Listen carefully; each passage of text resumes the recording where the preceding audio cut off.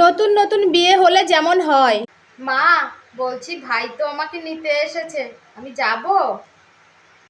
বলছি বৌমা, নতুন নতুন বিয়ে হয়েছে, এখন একটু সংসারের দিকে মন দাও। অত বাবার বাড়ি করো না, ঠিক আছে? তারপরে তোমার বাবা না আসলে আমি কিছু এখনো করতে পারবো না। তোমার বাবা আসুক কাজের থেকে, তারপরে বলবো কি করা যাবে। এমনিতে দেখি কখনো শ্বশুরকে পাত্তাই দেয় না, আর এখন আমাকে বাবার বাড়ি যেতে না দেওয়ার প্ল্যান করছে, শ্বশুরের দোহাই দিচ্ছে। ভাবলাম কতদিন পরে মার বাড়ি যাবো, একটু বিরিয়ানি খাবো, ভালো মন্দ খাবো, মায়ের হাতে রান্না। এখন বসে আছে, কিছু বললে বৌমা? না না মা, কিছু বলিনি।